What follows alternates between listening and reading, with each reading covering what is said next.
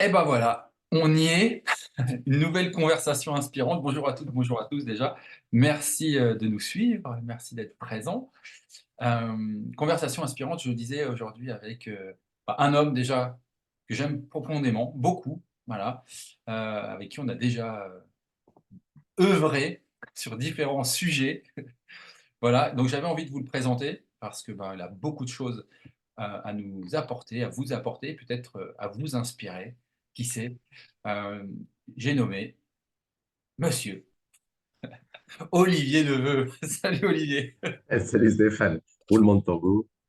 Roulement de tambour, quelle introduction incroyable. En tout cas, merci d'avoir répondu, oui à cette invitation, ça me fait Ben, merci à toi Stéphane pour cette invitation. voilà. Olivier, il a plein de casquettes, mais il a alors on a souvent plein de casquettes, il y a plein de gens qui ont plein de casquettes, mais on a Mm. souvent une intention, une vision, quelque chose de très profond qui marque tout notre, cheminement. Donc je vais te laisser te présenter Olivier, les différents, parcours, casquettes que tu as portées, celles que tu portes aujourd'hui, d'où tu viens et puis c'est quoi ta vision? C'est quoi ta quête? Parce que c'est on peut peut-être même parler de quête. Ouais, on peut parler de quête, ouais. Ouais, ouais, ouais. Oui, ben encore une fois, merci Stéphane pour cette occasion. Euh, alors, d'où je viens? Ben, moi, en fait, mon parcours, c'est avant tout dans le monde du soin. C'est avant tout dans le monde du soin. Moi, je suis kinésie de formation. Donc ça fait un petit peu maintenant, mais après, aussitôt, après ces études-là, je me suis formé à thérapie manuelle, thérapie énergétique. D'emblée, pratiquement. C'était quelques mois après mon DE, donc expérience déjà particulière et un peu initiatique, je le dis tout de suite déjà, parce que ça m'a tout de suite invité à poser les valises de ce qu'on m'avait appris en études de kiné. Et là, d'emblée, les instants d'après, on me demandait de regarder le corps autrement. Et ce qui était très enrichissant, euh, mais troublant quand même. En tout cas, non, c'est très riche, hein. Donc, thérapie manuelle, thérapie énergétique, sensibilisé après au shiatsu, fasciathérapie, enfin voilà. Avant de dire ce qui m'a animé, la suite du cursus, c'est mémoire cellulaire et c'est alchimie végétale et alchimie humaine. Voilà un petit peu les grosses étapes. À côté de ça, il y a plein d'autres disciplines que j'ai côtoyées. Mais en fait, d'ores et déjà, pour parler de ce qui m'a animé, et c'est une petite voix qui est venue me chuchoter à l'oreille, que ça soit dans le domaine pro ou dans le domaine perso, parce qu'en fait, ces deux quêtes n'en sont qu'une.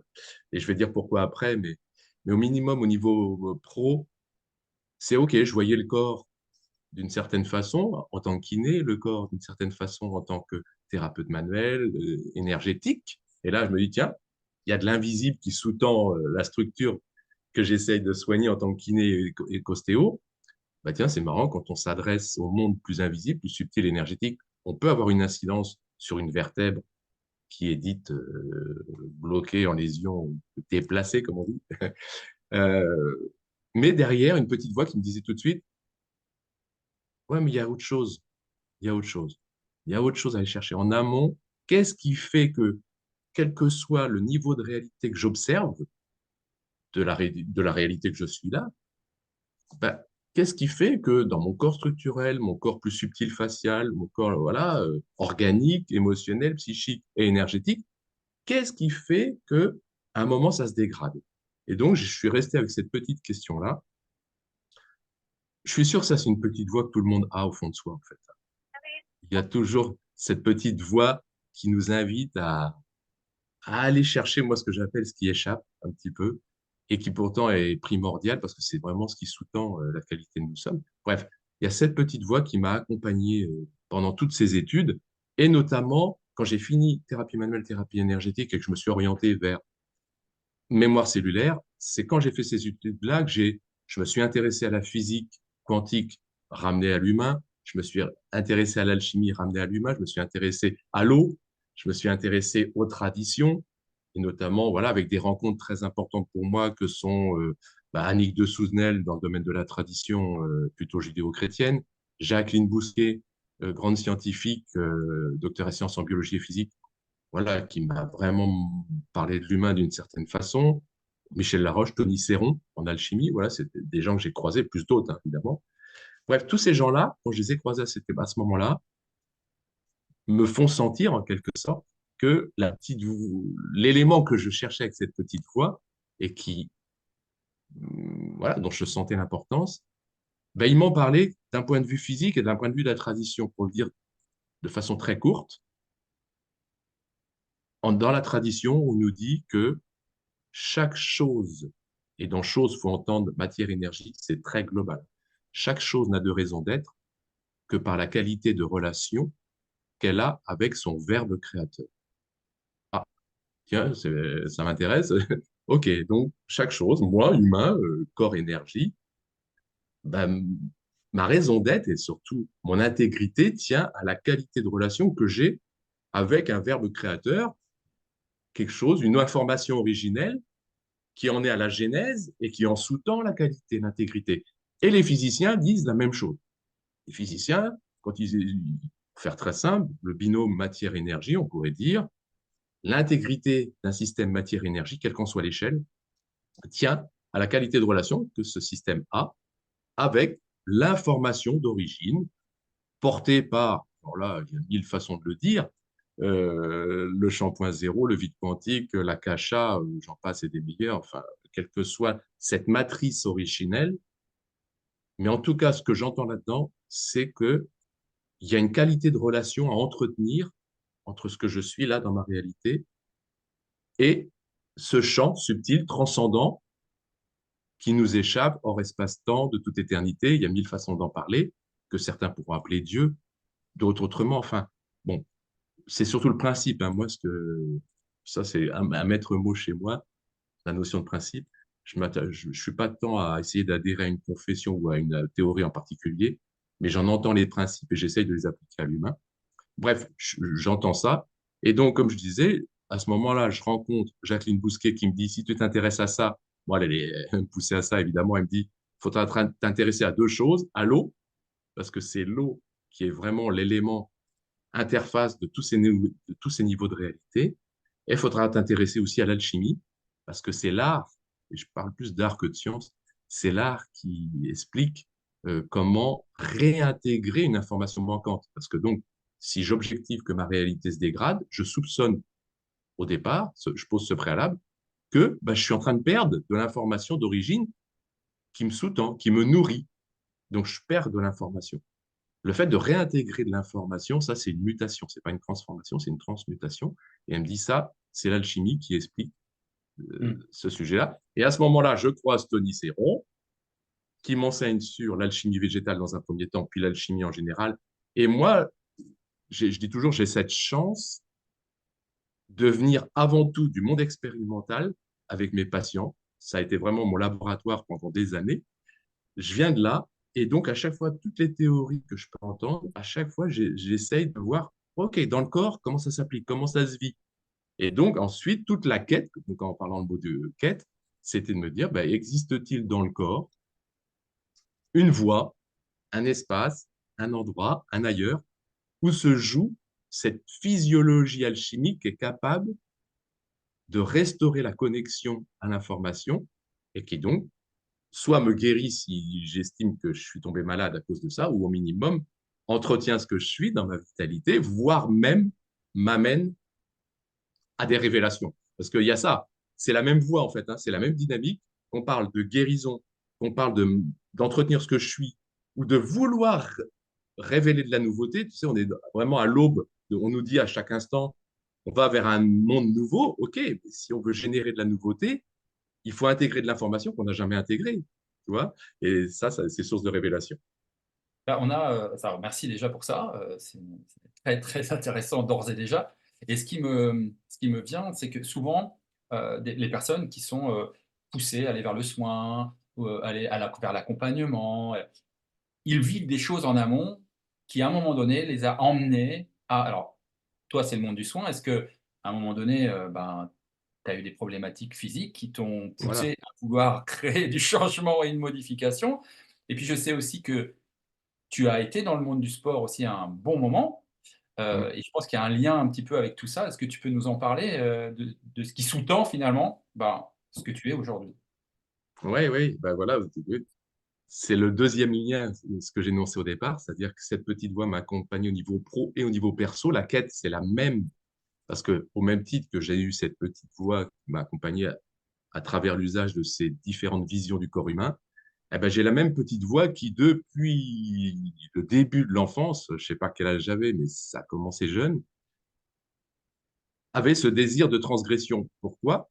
Parce que, je dis toujours, j'ai eu la chance d'être diagnostiqué de pas mal de maladies, notamment 4 maladies auto-immunes, dès le plus jeune âge. Et du coup, j'entendais les adultes autour de moi à la fois poser le diagnostic, OK, ça c'est une chose, mais surtout poser le pronostic. C'est-à-dire que, OK, Olivier, tu as telle maladie, telle maladie, tu vas finir comme ça, comme ça, comme ça. J'avais en plus un spondylolisthésis très jeune, c'est-à-dire c'est une fracture, entre guillemets, d'une lombaire, c'est-à-dire une lombaire qui a ses isthmes fissurés, ce qui fait qu'elle glisse vers l'avant et elle peut pincer la moelle épinière, enfin, ce qu'on appelle la queue de cheval. Ils m'ont dit, tu vas te retrouver dans un fauteuil, enfin bon, il faudra te faire opérer très jeune. Et c'est vrai que j'ai eu ces symptômes-là autour de 15 ans, enfin, c'était assez tôt, ce qui fait que dès l'adolescence, je me retrouvais avec des sciatiques dans les deux jambes, enfin bon, c'est infernal. Bref, tout ça pour dire que les adultes autour de moi, je les entendais poser des pronostics. Et il y a ma petite voix qui disait, ouais, ok, on n'est pas obligé. Enfin, il y avait quelque chose d'inéluctable, toi, de vraiment, c'était une condamnation, c'est une sentence, c'est quelque chose qui est, waouh, tu fais quand même, quoi. Et donc, tu as cette petite voix qui a le désir de transgresser ses effets d'annonce. Et puis ça, c'est à vivre après tout au long de notre vie, en fait, hein, quelque part, euh, qui a eu ce désir-là de se dire, non, il y a un autre chemin. Il y a un autre chemin. Je ne sais pas comment, je ne sais pas pourquoi, je ne sais pas, mais il y a un autre chemin. Et d'ailleurs, j'arrivais dans la cuisine, j'étais tout petit, hein, enfin, j'étais gamin, et je dis devant ma mère, j'arrêtais pas de faire le con en disant transmutation, transmutation. Et je faisais le zazou dans la cuisine comme ça, je savais pas pourquoi. Je m'en suis souvenu que bien après. Bon, faut croire que donc j'avais ce feu qui, mais on l'a tous. Ce feu, c'est juste la vie en fait. Hein, c'est un désir de vie. C'est pas, sauf que voilà, il faut en être à l'initiative. Tout ça pour dire qu'effectivement, j'avais, c'est la même dynamique en termes de désir, de transgression. Je parle beaucoup de transgression. C'est la transgression étant là ontologique, c'est-à-dire propre à l'être, parce qu'elle nous autorise à sortir du cadre pour déjà s'ouvrir à ce qui échappe et faire naître ce feu nécessaire à la vie. Donc c'est pour ça que je ne sais pas transgresser au sens envoyer tout paître pour envoyer tout paître. Non, on a besoin, et c'est physiologique, hein, il y a une lettre hébraïque qui nous invite à ça, c'est la lettre Lamed notamment, parce qu'elle sort du cadre. C'est celle qui nous permet d'être enseignés par une semence divine en sortant du cadre. Donc voilà, effectivement, voilà les deux dynamiques qui se... Gamin, j'avais ce désir de transgresser, de me dire je peux faire autrement et je vais finir autrement. J'ai pas envie de finir bossu parce que j'ai une spondylarthrite ankylosante, je devrais te regarder aujourd'hui. Parce que j'avais déjà, à 10 ans, j'avais vraiment déjà une syphose, ce qu'on appelle une épiphysie de croissance, la maladie de Scheuermann. J'ai du psoriasis, maladie de Crohn et une sarcoïdose compliquée. Là, c'est une maladie très rare ici, mais assez embêtante. Bon, mais je me dis, mais non, mais je ne vais pas finir avec sous-traitement et puis avec un corps qui se dégrade. Sincèrement, aujourd'hui, quand je vois mon corps au regard de ces pronostics-là, je suis d'ores et déjà très largement satisfait du chemin parcouru et même je rends grâce, parce que là, il faut rendre grâce de cette puissance qui nous est offerte. Donc voilà pour les deux dynamiques qui m'ont animé, que ce soit au niveau personnel et professionnel. Le professionnel, je dirais quelque part, c'est comme si la destinée m'avait dit, bon, ok, tu as ce désir-là, elle m'a pris par le froc en disant, bah, tu vas d'abord faire des études de kiné. Au début, je voyais ça comme un schéma répétitif parce que mon père était kiné. Mais en fait, non, j'en suis passé par là, j'en suis passé ensuite par là, tout ce que j'ai dit tout à l'heure. Et je pense que la destinée, c'est occupée de... Ouais. Ce qui est intéressant aussi, pardon, tu parles de destinée, et je revenais sur l'aspect sportif et d'athlétisme, parce qu'un Oui. enfant qui a des sciatiques, un enfant qui a une spondylarthrite ankylosante ou d'autres problématiques, il n'est pas forcément destiné à galoper. Mm. Est-ce que tu peux nous dire un petit peu ce qui s'est passé à un moment donné? Bah, en fait, bah oui, ça, c'est vraiment une de mes passions. Pour plein de raisons, mais en tout cas, voilà, j'ai beaucoup été dans le sport de façon générale et dans l'athlétisme en particulier, mais avec un corps, effectivement, qui, au départ, me limitait. au départ me limiter parce que de par ces pathologies, parce que ça demande du temps à l'inversion de la tendance. C'est-à-dire, là, pour inverser ces maladies qui sont des maladies chroniques vraiment inscrites, ça demande des années. L'introspection, ça demande des années de. Voilà. Et ce qui fait qu'avec l'athlé, je me suis trouvé bridé, en quelque sorte, bridé. Pour autant, j'y ai passé de très bons moments parce que, voilà, pour moi, ça ramène à des valeurs, mais comme le sport en général, je ne parle pas que de l'athlé, là. C'est la notion d'effort, c'est la notion de persévérance, c'est la notion de faire ensemble, la solidarité. Enfin, il y a plein de valeurs véhiculées par le sport quand c'est quelque chose. Donc, tout ça, ça nourrit, plus le contact avec la nature. C'est juste précieux. Enfin, j'en rediscutais, je crois que c'est il y a une semaine, enfin, c'est avec des amis. On me disait, mais tu avais le temps de prendre plaisir à courir dans les bois? Mais oui, courir dans les bois, mais c'est nourricier, quoi. C'est quelque chose dont on sent que ça nous nourrit. Voilà. En tout cas, pour l'athlé, je dirais presque, il y a eu deux choses. C'est pour moi, c'était encore une fois nourricier, c'était une sauvegarde. Ça m'animait de plein de façons. Et puis, il y a quand même un côté un petit peu frustré où j'ai fait ça avec un corps abîmé. Je dis toujours, je suis né vieux. Et, je suis né vieux et j'espère avancer en âge, euh, peut-être pas en rajeunissant, mais en tout cas en tempérant ce process. C'est déjà bien parti. Tu peux nous dire ton âge? Je vais sur 62. 62. Bon, il y a pire, hein? Mais justement, un enfant qui est déjà dans la transgression, un enfant qui est déjà, qui souffre avec son corps et en même temps qui a envie de dépasser les choses avec cette force qui l'anime sans savoir trop ce que c'est quel type d'enfant? Tu es comment à la maison? Tu es comment, à l'école? Est-ce que tu es plutôt introverti? Est-ce que tu es plutôt Ouais, extraverti? alors oui, aussi en parlant de moi, non, j'étais introverti. Ouais, Moi, c'était au fond de la classe, dans le tiroir de la dernière table. Non, non, moi, j'étais vraiment hyper timide. Limite, je dis toujours autistique, c'est-à-dire que la relation à l'autre, c'était un sujet. Non, non, je viens vraiment de cette nature-là. Et du coup, le sport, pour moi, c'était l'échappatoire. Comme je te dis, fiche le camp dans la nature, ou alors mettre mes cannes à pêche sur mon vélo le soir et partir à 5 heures du matin, à pleine nuit, aller pêcher toute la journée en pleine nature. Voilà, là, je prenais ma grande bouffée de nature. Donc, c'était vraiment ce contraste-là. Mais le sport a eu cet intérêt aussi, quand même, de m'ouvrir aux autres par rapport à ma nature timide, encore une fois, moi je dis toujours autistique. C'était pas de l'autisme, hein, mais c'est vraiment une grosse difficulté de la relation avec l'autre quand même. L'école, pour en revenir à l'école, bah, je pense que ce désir de transgression, euh, je sais pas si ça participait à ça, mais l'école, j'y allais reculons, quoi.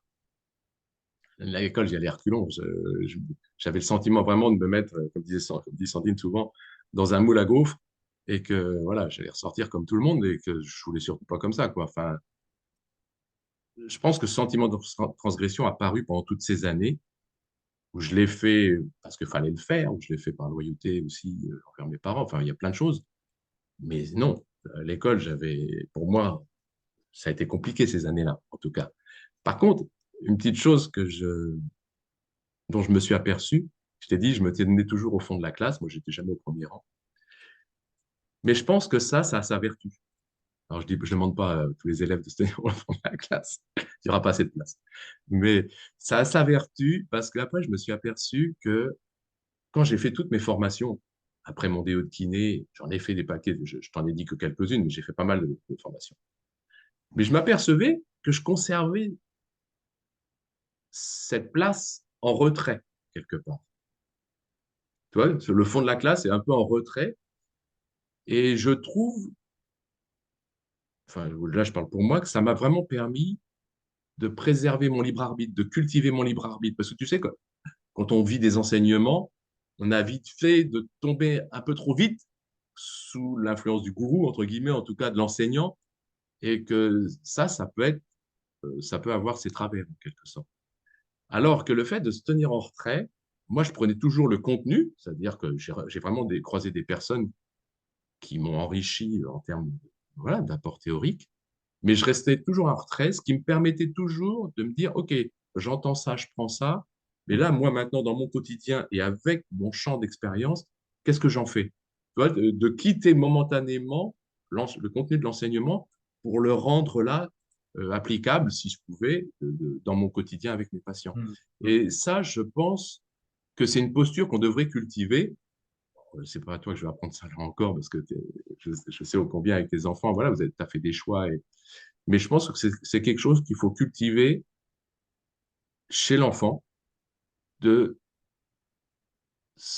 comment dire, de se préserver une marge. Je disais toujours, notre réalité, c'est une grande feuille de copie. Il y a les carreaux et tout ça, mais avant, il y avait la marge. Et ben, de se dire, voilà, on est dans la même réalité, mais on peut se mettre en marge. Mais voilà, moi, je cultiverais cet aspect. Est-ce que le fait j'ai 2 questions. Est-ce que le fait, comme tu le dis, d'être au fond de la classe, est-ce que c'est un moyen parce qu'on le sait dans toutes les traditions, c'est dit et puis dans le développement personnel aussi et cetera. L'effet de l'observateur en physique quantique, est-ce que le fait d'être derrière te permettait d'observer, de t'observer, tout en pouvant, prendre ce qui était, bah, à prendre, pour toi déjà ça. Et la deuxième chose, est-ce que dans cette enfance-là et avec cette transgression-là et te dire que mon corps, ben, j'ai pas envie que le pronostic ou la boule de cristal ait raison, mais plutôt que, bah, moi je puisse modifier les choses, en tout cas, je ne sais pas quand, je ne sais pas comment, voilà. Est-ce qu'il y a eu une bascule? Tu dis: «Waouh, il s'est passé quelque chose». Donc il y a ces 2 questions-là. Ouais, bah, ces deux questions sont complètement, enfin voilà, sont très justes dans le sens où effectivement, c'est totalement ça. Quand tu dis est-ce qu'il y a eu un déclic, je ne sais pas si tu parles d'un moment précis. Oui, c'est ça. Euh, j'ai pas le sentiment. C'est surtout quand tu regardes le chemin parcouru, tu te retournes et que tu t'observes. Là, pour le coup, tiens, c'est marrant. C'est après coup que j'ai observé tout ça. Au début, tu le vis, t'es pas, personne m'avait demandé de le faire. Je l'ai fait intuitivement, j'imagine, guidé par cette petite voix. Mais c'est surtout en me retournant et en regardant le chemin parcouru que j'ai pu voir toutes ces postures que j'ai adoptées. Et effectivement, posture de l'observateur, ça, c'est une évidence. C'est une évidence. Alors, il y a les deux aspects. À la fois, c'est pas confortable parce que peut-être que c'est plus facile d'adopter une théorie, un enseignement, puis de s'y coller. On est rassuré, on est dans un égrégore. Voilà, une forme de pensée, on adhère à des théories. Très bien, puis ça, on se sent bien. Et puis c'est juste, hein. C'est pas. Mais je trouvais très confortable quand même de pouvoir observer. Et surtout parce que j'avais ce refrain qui me disait, maintenant intègre-le, toi dans ton corps, comment ça marche? Tu viens d'entendre une théorie? Ouais, ok, dans le corps, comment ça se passe? Le mien et celui de mes patients, hein. Chaque fois, mon corps a été un laboratoire et il l'est toujours, hein. Il bosse 24 heures sur 24, voilà. Mais à partir du moment où c'est pas l'enseignement qui te demande de le faire, c'est bien à toi de prendre l'initiative de le faire. Peut-être qu'on pourrait aspirer au fait que, en tout cas désirer le fait que ces enseignants devraient avoir cette initiative supplémentaire au moment où ils transmettent, de dire veillez à l'expérimenter, veillez à ressortir de là où vous êtes tout de suite, de remettre un peu les gens, les Mmh. renvoyer vers eux-mêmes, les remettre en chemin, parce qu'il y a un réflexe un peu humain de dire ça y est, je suis dans un enseignement et je m'y soumets. Bon, c'est un peu dur comme mot, mais en tout Consciemment ou cas, non, comment? consciemment ou non. Oui, voilà, pas forcément consciemment. Et c'est pour ça que je parle un peu de la responsabilité aussi de l'enseignant, d'inviter à cette posture, à cette position d'observateur. Non, ben voilà, moi je vous donne quelque chose, ben, prenez le temps de vous reculer et de le critiquer quelque part. Tu vois, Ne me croyez pas sur parole, voilà, vivez l'expérience par voilà. vous-même. Et quelque chose qui pourrait être transmis, je pense, aux enfants dès le plus jeune âge aussi. Parce que quelque part, ça pourrait être un rôle de l'éducation. Ça pourrait être le rôle de l'éducation, justement, ça, en tout cas, parmi tous ces rôles, mais d'orienter l'enfant très tôt, de l'orienter vers l'éveil de cet esprit critique, de l'éveil de cette autonomie. Moi, je pense que c'est vraiment précieux. Et quand je dis tout ça, si je parle alchimie, c'est préserver l'enfant dans son feu secret, dans son feu qui l'anime, ce qui va révéler son âme. Là où, malheureusement, avec le temps, ce feu s'éteint. Aujourd'hui, l'éducation, et c'est pas la juger, mais c'est juste l'orientation qu'elle a pris, pour moi, a plus un rôle d'éteignoir sur le feu que souffler sur les braises. C'est vraiment Baptiste Morisot, j'adore, c'est un de ses titres, ça, Raviver les braises du vivant. C'est vraiment un des enjeux actuels. L'humain perd son feu, pour faire clair, et notamment les enfants trop tôt. Donc, ça pourrait être un rôle de l'éducation de veiller à maintenir ce feu pour révéler son âme, tout simplement. Et ça passe par cette invitation à dire, regarde, maintenant observe. Quand tu dis révéler son âme pour les gens qui nous suivent, toi, ça veut dire quoi pour toi, les aider à révéler leur âme? Ouais, ouais, ça c'est un gros sujet. C'est un gros sujet. C'est, on pourrait le voir en adoptant déjà un triptyque de l'humain qui pourrait être corps, âme, esprit.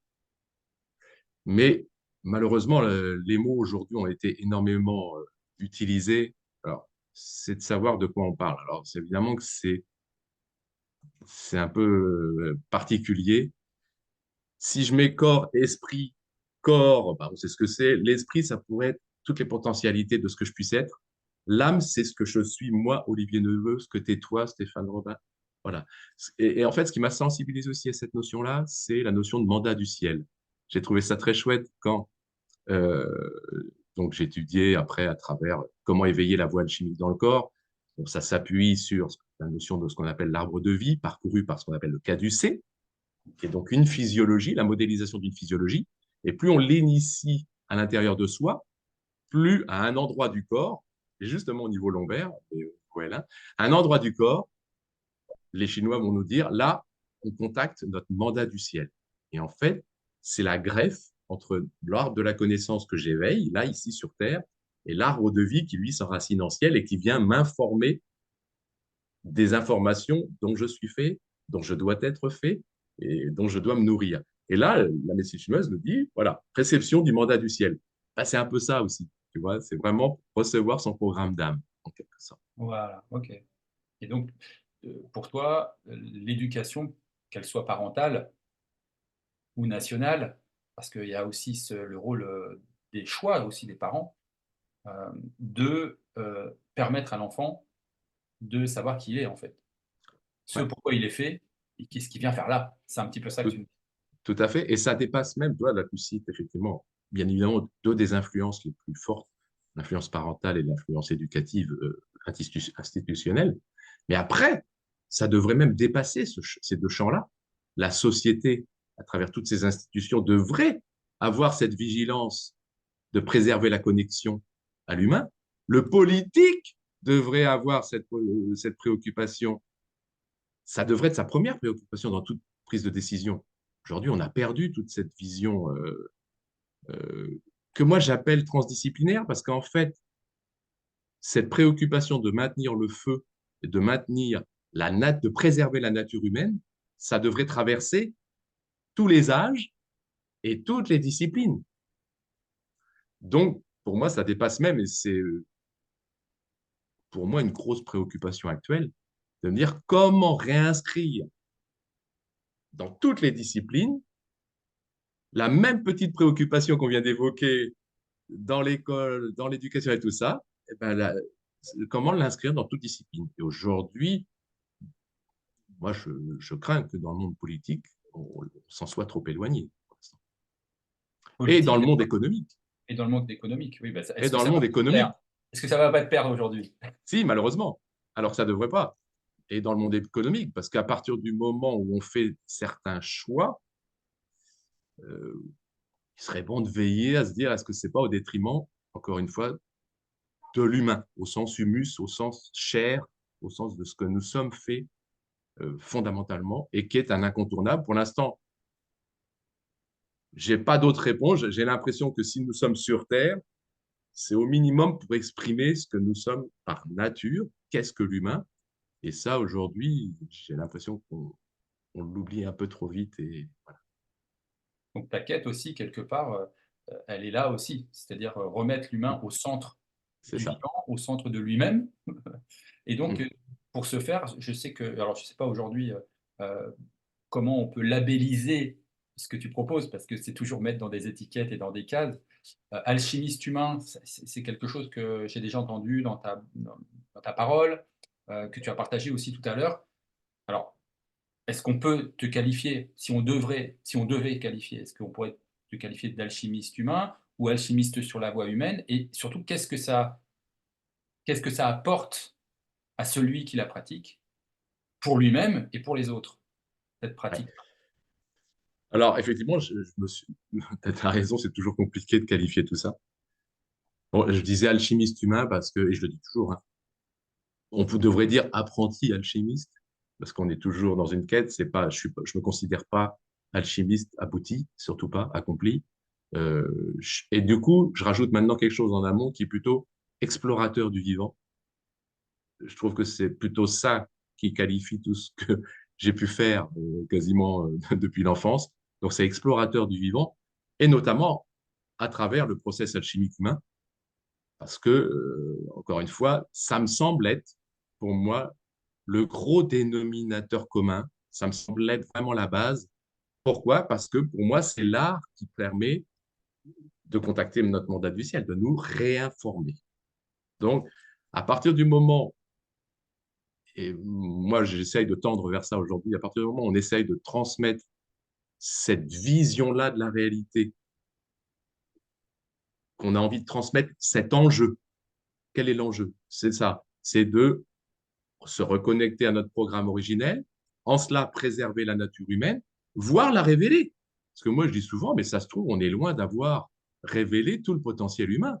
OK, on se dit, voilà, on est déjà arrivé à un certain niveau, peut-être, mais peut-être qu'on est à des années-lumière de ce que pourrait être un humain accompli qui a suffisamment, en alchimie, on dirait, édifié sa pierre philosophale, c'est-à-dire cette faculté d'intégrer de l'information comme il n'en a jamais intégré à travers ce process-là, et là, de révéler une nature humaine insoupçonnée.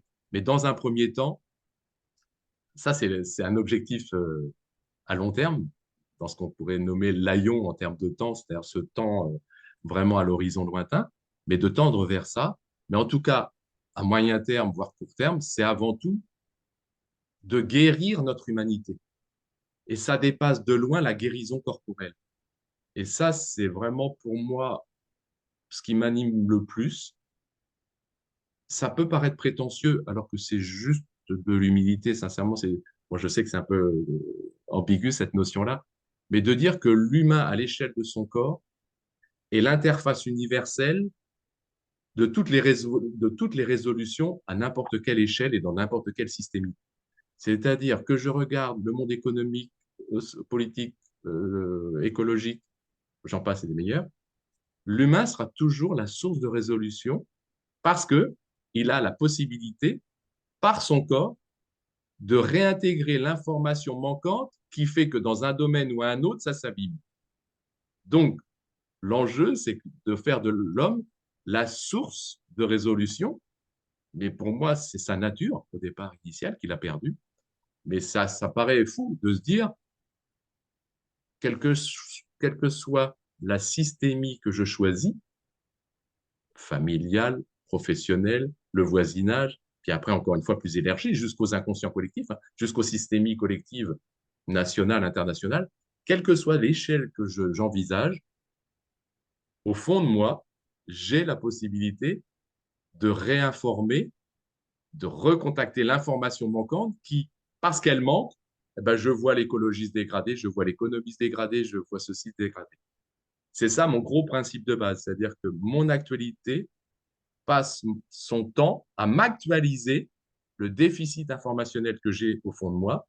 Si je me mets en quête de cette réinformation, me réinformant, je guéris entre guillemets, je participe à la réinformation de la systémie sur laquelle je me suis appuyé pour introspecter. J'espère que Ouais, j'essaye de faire un résumé. plus globale, plus collective. À partir du moment où toi, tu cherches à cette quête, tu es en quête informationnelle, tu contactes cette information primordiale, bah, ça va servir le vivant de manière générale. Parce que Voilà, d'abord, ta perception intérieure va se modifier, donc la projection que tu en fais aussi, et ça va venir nourrir et attirer probablement aussi à toi d'autres choses.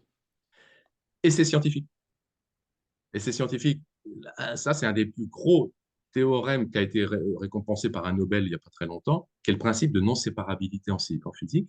Ça, c'est juste aberrant de se dire, on est interconnecté à ce point-là. On se dit toujours interconnecté, oui, moi, avec un tel, un tel, un tel. On est interconnecté avec tous les règnes du vivant. Avec tous les règnes du vivant. L'humain est responsable au sens pas coupable, mais il doit se responsable pour moi, c'est se mettre en écho à. Il est responsable de toutes les problématiques qu'il objective dans ses actualités. Et surtout, il a la puissance de les guérir. Et ça, c'est juste génial, selon ce principe de non-séparabilité et selon le principe de quantum que la tradition appelle peuple élu. C'est-à-dire que ce que font une certaine partie en termes de réinformation sert le collectif. Et ça aussi, c'est quelque chose qu'il faut vraiment sentir, qu'il faut, bon, enfin, chose à laquelle j'adhère à fond. C'est ce que fait ce qu'on appelle la théorie du centième singe, que tu as certainement Ouais, entendu parler. bien sûr. C'est la même, cette notion de quantum, c'est qu'à partir du moment où un certain nombre fait un travail sur une information donnée, ça peut servir à un système qui lui est 10 fois plus grand. En fait. Et Bah, tout le système se met à acquérir cette information. ouais, et on le retrouve dans l'effet Maharishi notamment, qui a été aussi, décortiqué, par la science, aux États-Unis, un petit peu partout dans le monde, de comprendre qu'à 1 de d'une population qui, par exemple, hein, les exemples, c'était autour de la prière ou de la méditation et cetera, peut influencer les crimes et délits du même endroit. Mhm. Quand même assez, Ouais, impressionnant, et c'est c'est ça. répertorié, c'est quelque chose qui c'est pas de l'élucubration, j'ai envie de dire. Non, non. Mhm. Et puis ce dont tu nous as parlé là, ce Nobel là, j'ai entendu de séparation, et ça m'a rappelé l'illusion de la séparation, finalement. Il vient prouver avec la science ce que les traditions disent depuis des millénaires, que la seule illusion, Maya, notamment en sanskrit, c'est l'illusion de la séparation. Nous ne sommes pas séparés les uns des autres et du vivant. Voilà, nous sommes pas. Ouais. Alors là c'est pareil. C'est un sujet, la séparation, c'est un sujet important, surtout en alchimie. Euh, Parce que ça va inviter, tu me dis si c'est le sujet ou pas, hein, mais tu pourras m'arrêter, mais Oui. ça invite à regarder la notion du chaos et de réhabiliter le chaos. Mais il y a un bon chaos, il y a un mauvais chaos, entre guillemets. Pourquoi je dis ça? Parce qu'effectivement, pour contacter et restaurer cette non-séparabilité, le fait d'aller recontacter qu'en fait tout est connecté, paradoxalement, quand on initialise le processus alchimique en soi, ça commence par un processus de séparation. Et ça, je dis ça pourquoi? Parce que c'est pour accueillir cette notion de chaotisation. Euh, j'ai entendu ça il y a quelques jours dans une émission, quelqu'un qui parlait de la graine du chaos et de la fleur du chaos. Bah, c'est tout à fait ça, mais sauf que le chaos dont on parle, c'est celui dont on prend l'initiative. Et ça, c'est ça qu'il faut surtout entendre. C'est pas le chaos qu'on subit. Le chaos subi, moi, je ne sais pas ce qu'il va apporter. Peut-être qu'il va apporter des bonnes choses, mais peut-être pas. Ça, je ne sais pas. Par contre, à partir du moment où je prends l'initiative d'introspecter, de faire naître ce feu intérieur et de vouloir édifier ma pierre philosophale, me réinformer, c'est autant de façons de le dire, ça commence d'abord par un processus de chaotisation qui permet de séparer intérieurement la matière. L'exemple que je donne toujours pour sentir ce process-là et l'intégrer, c'est l'alchimie végétale. L'alchimie végétale, c'est prendre une plante qu'on a été cueillir. Ben, la plante, quand je la prends, c'est bien rare qu'elle me révèle toutes ses vertus parce que je l'ai cueillie. Qu'est-ce qu'on va lui faire vivre à cette plante-là? Différents processus de feu à travers des distillations et des calcinations. C'est autant d'étapes par le feu qui vont permettre de séparer les qualités de la plante pour les révéler.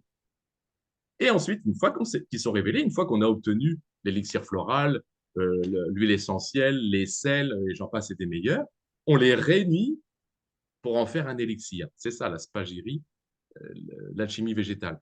pour moi, c'est très enseignant, cette notion-là.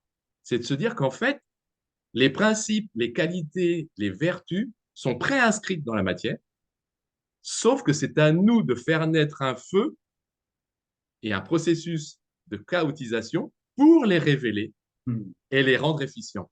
Et ça, pour moi, c'est un des plus grands enseignements du process alchimique.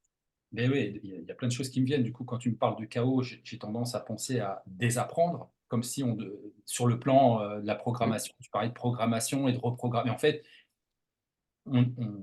dans l'ego, dans cette limitation du corps, j'ai la sensation d'avoir l'illusion du libre arbitre, quelque part. mm, Tant que je suis sous programmation subconsciente. mm. Et quand j'entends cette révélation, la manière dont tu parles du chaos, c'est de la mise en lumière, justement, de ces valeurs, de cette information primordiale qui se révèle à toi-même Mm. comme autant de déprogrammation, finalement pour une reprogrammation que choisie et non pas subie. Voilà. C'est-à-dire que tu rends juste, c'est la notion de rendre juste les choses. La révélation, c'est vraiment l'art de rendre juste. C'est vraiment, euh, pour moi, c'est même la voie de la liberté, parce que à partir du moment où tu fais ce travail-là, tu vas faire une bascule entre de l'inaccompli qui sommeille en nous, et on est tous soumis à cette on va faire la bascule d'un inaccompli à de l'accompli. Et à partir du moment où on est dans cette dynamique permanence d'accomplir les choses au sens, je reprends l'information. Si je perds l'information, je nourris l'inaccompli, mes inconscients. Si j'inverse le process, je me réinforme, je fais de l'inaccompli de l'accompli et je rends juste les choses. D'accord? Et plus je suis dans cette dynamique-là, plus je fais diminuer dans mes inconscients la probabilité à ce qu'il m'arrive des emmerdes. C'est-à-dire que c'est ça, pour ça que j'appelle ça une dynamique de liberté. C'est étonnant de se dire que plus je m'inscris dans cette dynamique-là, plus par des mutations successives, j'éteins, rendant juste les choses, j'éteins la probabilité à ce qui m'arrive des, une maladie et puis n'importe quoi en fait, parce que tout dans notre réalité tombe sous le coup de cette loi-là. C'est une dynamique, hein, c'est quelque chose qui s'inscrit Mmh. dans le temps, c'est une dynamique qu'il faut nourrir à chaque instant. Le feu, c'est vraiment une initiation, une initiative qu'on doit avoir à chaque instant de notre vie. C'est pratiquement une posture, une orientation. Je dis souvent, si on n'est pas orienté, on s'oxyde, on va vers l'Occident. Donc, de veiller à bien rester orienté, de nourrir ce feu. Et là, ça réinscrit aussi dans notre culture, à mon avis, la nécessité des rites initiatiques. Mmh. Et ça aussi, ça fait partie de ce que. On rejoint, là, c'est un peu la boucle est bouclée, on rejoint ce qu'on disait pour les enfants à l'école. C'est une autre façon de le dire. Au même titre, on va dire à l'enfant, tiens, prends ce recul, regarde les choses. Ben, c'est aussi l'inviter à transgresser et donc à initier quelque chose. Et quand on dit initier, initiation, initiatique, tous ces rites initiatiques, c'est faire naître un feu. Et moi, l'enjeu, c'est ça. La vie est un processus de feu Mais qui rend juste la lumière et l'obscurité. quand tu parles de l'enfant, justement, en lui disant de prendre du recul, etc., en fait, il l'a naturellement au départ. Oui, oui. C'est ça. Et on a tellement à apprendre aussi d'eux et de leur feu, à part peut-être quand ils sortent avec un trauma déjà très marqué. Mais de manière générale, ils ont cet émerveillement, ils ont ce feu naturellement qui Tout à s'éteint au fait. fur et à mesure, des fois, c'est vrai, et qui se révèle à nous plus tard. Et donc, ça me rappelle aussi ce côté de ben, retourner à l'enfance, l'enfant intérieur, Ouais, etc. ouais, J'ai l'impression qu'il y a un lien avec tout ça. ouais. Tu as dit aussi tout à l'heure, alors je ne sais pas si c'était exactement ce que tu voulais dire, mais tu as dit oui, pour qu'il nous arrive de bonnes choses, je ne sais pas s'il nous arrivera de bonnes choses ou pas. Finalement, est-ce que c'est tant qu'il nous arrive de bonnes choses ou notre capacité à vivre les choses qui nous arrivent avec plus simplement peut-être de détachement, de sérénité, de discernement, pour que ça soit, on va dire, on soit moins dans une réaction émotionnelle longue et intense finalement. Alors, je dirais oui sur la forme. Je dirais oui sur la forme, d'être dans cette orientation-là, enfin, dans tout ce que tu viens de décrire là, surtout par rapport à cette période qui est quand même intense. Elle est... Les Oui, on peut le dire. fluctuations, elles sont de grande amplitude. Bon, ça pique un peu quand même. On peut le Donc, dire. on voit bien que la période, elle se prête à ça. Mais de mon point de vue, ça ne peut pas nous faire faire l'économie de ce que j'appelle nommer, c'est-à-dire d'introspecter de nommer les archétypes. Bon, là, je ne peux pas aller dans le détail de ça parce qu'il faut Bien repartir sûr, pour une bien heure, sûr. mais Et en tout ils iront cas, dans tes stages, ou dans tes formations. voilà. Mais en tout cas, ça ne peut pas nous faire l'économie de nommer tout ce que ça actualise. Sur la forme, effectivement, il faut se donner les moyens d'assumer ces fluctuations, de ne pas trop tomber sous le coup de, voilà, on a vite fait de dégringoler parce que la vague est un peu forte ou chose comme ça, OK. Donc, sur la forme, il faut mettre en œuvre tout ce qu'on peut pour assumer ça. Mais encore une fois, et je suis assez insistant là-dessus, et voilà, je sais que je ne suis pas toujours bien vu parce que je suis un peu euh, limite harceleur à ce niveau-là. C'est-à-dire qu'on ne peut pas faire l'économie, pour moi, d'aller reconnaître en soi le déficit informationnel éventuel. Il ne faut pas en faire une affaire personnelle. C'est un principe de base. Mon principe de base, c'est mon actualité prend cet aspect-là, j'accueille le fait et j'adhère au fait que, au fond de moi, préexiste la genèse de cette actualité. Donc, pour moi, on ne peut pas faire l'économie d'aller voir, au fond de soi, l'entropie, le déficit informationnel, qui pourrait être à la genèse de ce chaos-là. Ça ne veut pas dire que c'est sûr, mais je ne peux pas faire l'économie d'aller y voir. Tu vois, sur le fond, pour moi, ça, c'est hyper important. Et sur la forme, on met tout en œuvre pour traverser ça au mieux. Tu parles de notre pouvoir créateur, en fait. Ouais, ouais, le pouvoir créateur, il est là. Si et seulement si, je restaure la connexion à l'information. Parce que c'est une chose que d'adhérer au pouvoir créateur de l'humain, de la pensée créatrice.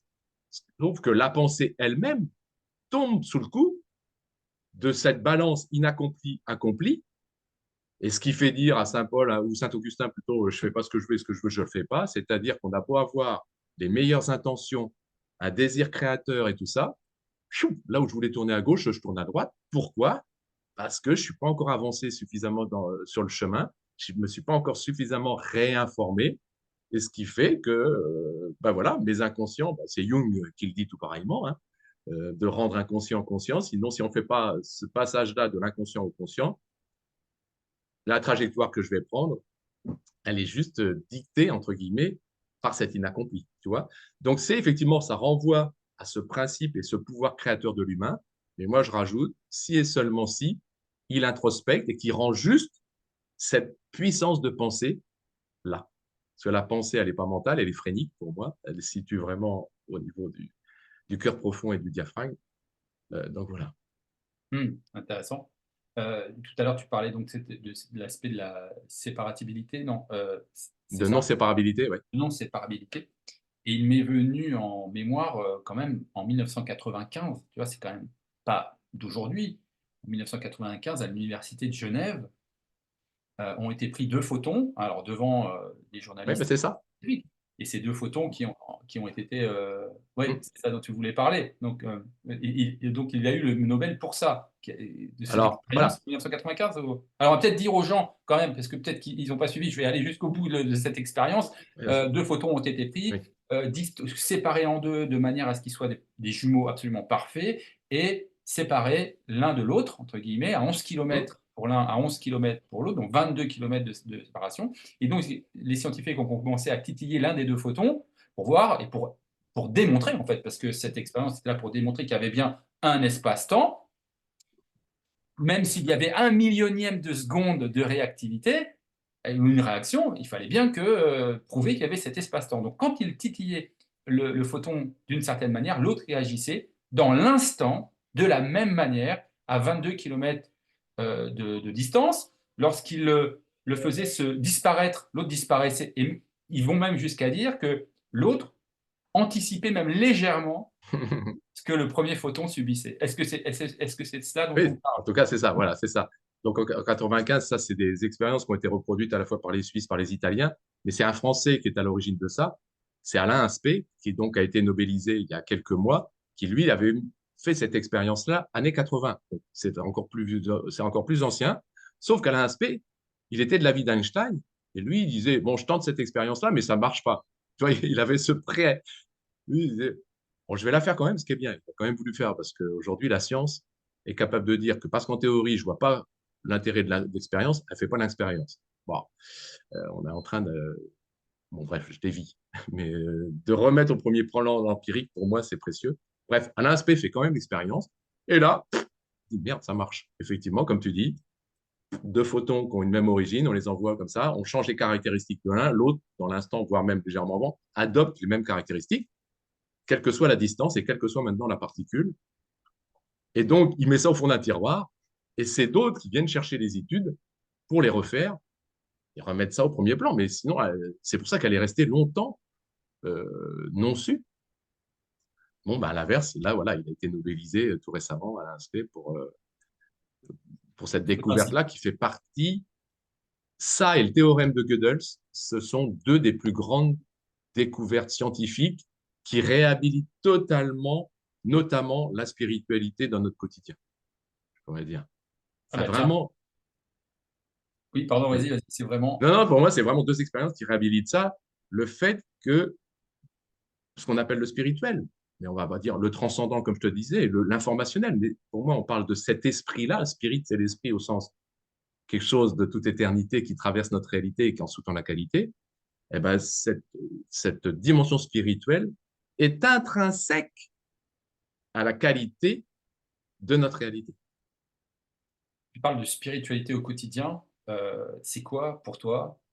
Parce qu'on se perd un peu en conjecture avec toutes Ouais. même cette manière de verbaliser la spiritualité, d'en parler.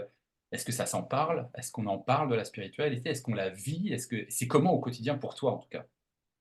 Bah, pour moi, c'est le récit que je t'ai fait là. C'est comment, à chaque instant de ma vie, je nourris ce feu qui me permet d'aller au spirit, à l'esprit, au champ informationnel. Pour moi, je vais mettre le même à cet endroit-là volontairement. Donc, moi, l'enjeu, c'est comment je nourris ce feu, ce chemin, cette physiologie. C'est ça pour moi le spirituel à chaque instant de ma vie. Pour moi, ça devrait être dans tout. Enfin, heureusement, maintenant, j'arrive quand même à le faire comme une compétence inconsciente. C'est-à-dire qu'il y a une partie de moi qui, en mode automatique, fonctionne comme ça. Parce que je le nourris depuis 40 ans, 50 ans, voire plus. Donc, il y a une partie de moi qui fonctionne comme ça. Ce qui n'empêche pas que j'ai encore à nourrir ça. On n'est jamais accompli. Il n'y a pas de ligne d'arrivée. On tend vers un accomplissement. Donc, la quête spirituelle, pour moi, c'est de nourrir cette quête d'accomplissement, cette quête de réinformation, cette quête de connexion, de révélation, de captation de mon mandat du ciel. Tout ce que je t'ai évoqué, pour moi, parle de la quête spirituelle. Et c'est à vivre au quotidien et c'est corporel. Et c'est corporel. Alors ça, c'est un autre aspect auquel je tiens énormément. La quête spirituelle passe par le corps.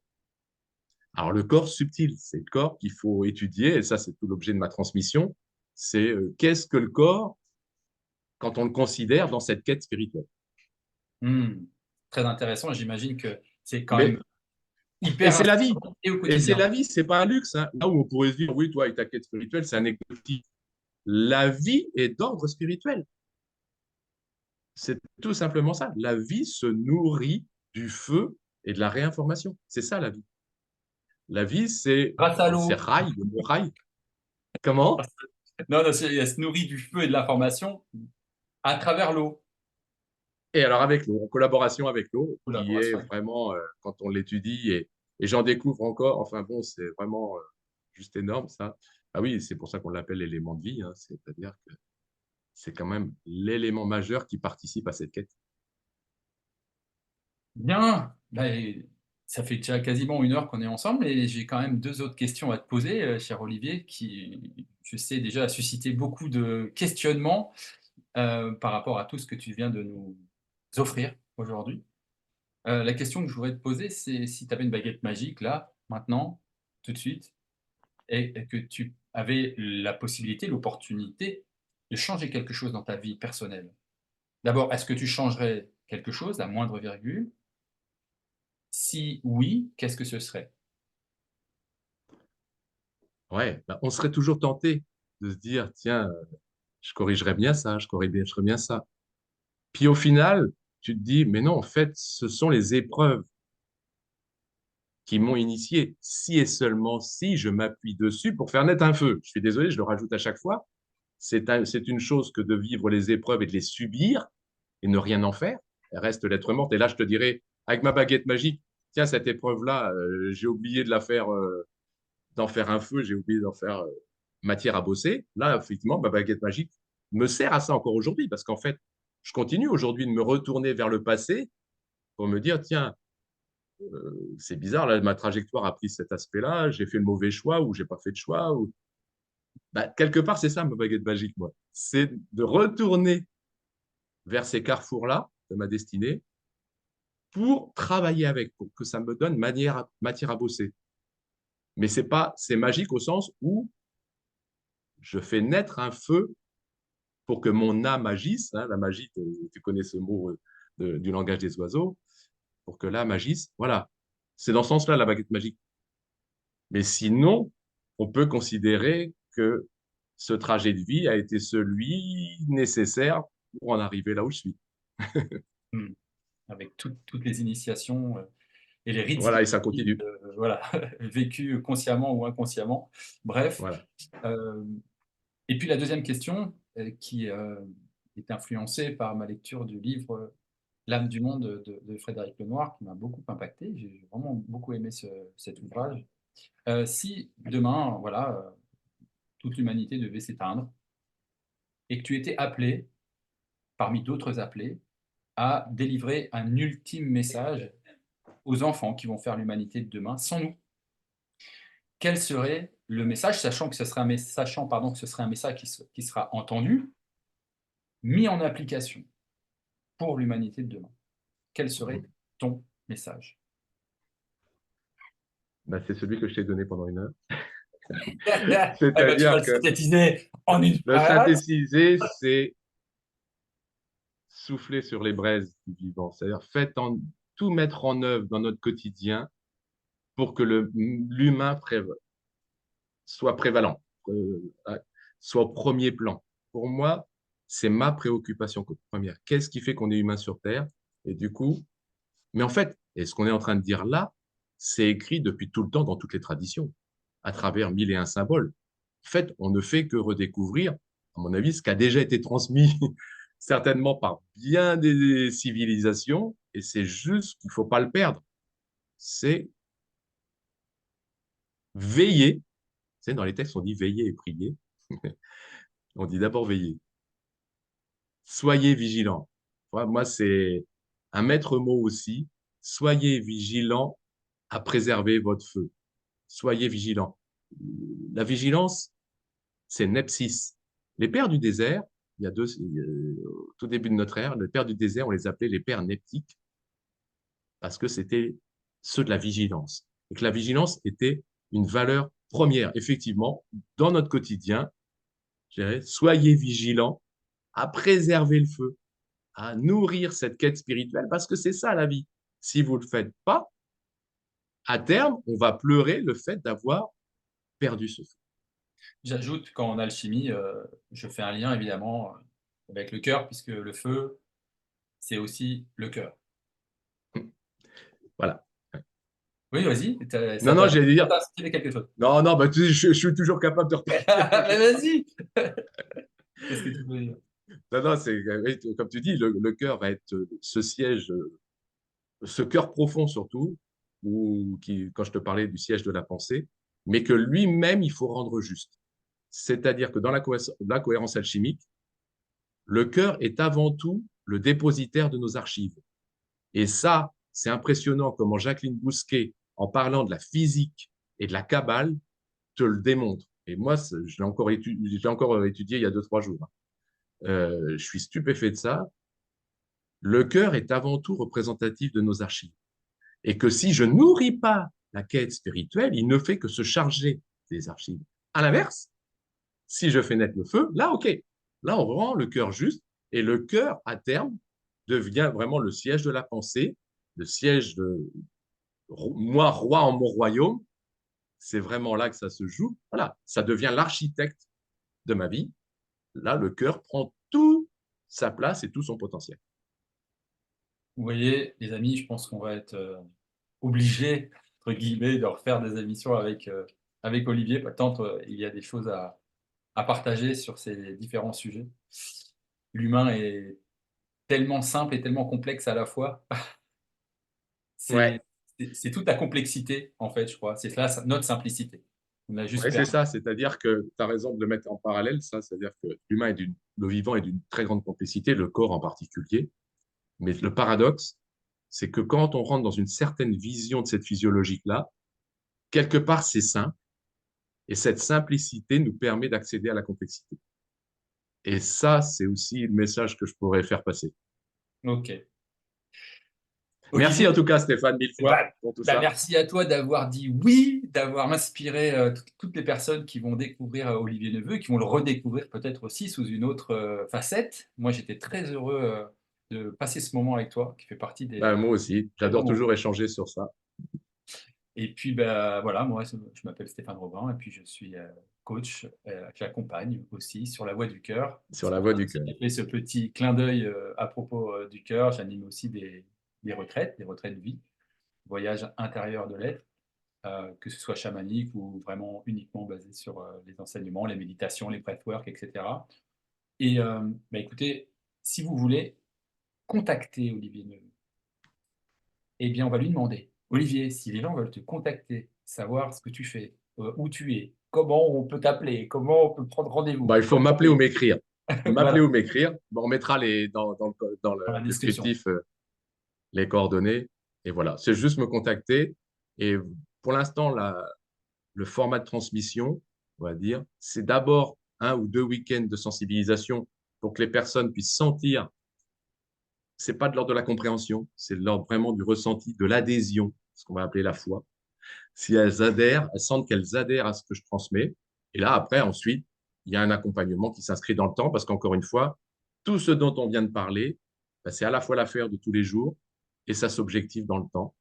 C'est-à-dire que voilà, c'est le moyen et long terme qui objective l'efficience du feu. Yes, l'efficience du feu. On va terminer là-dessus, c'est magnifique. Mesdames et messieurs, je vous souhaite une belle fin de journée, soirée, matinée, ça dépend à quelle heure vous regardez cette vidéo. Merci Olivier, merci à toutes et à tous de nous Avec avoir plaisir, merci à toi. Merci mille suivis. fois. Et à bientôt Et à avec, bientôt. avec le feu sacré. Voilà. Salut Bye Olivier. bye.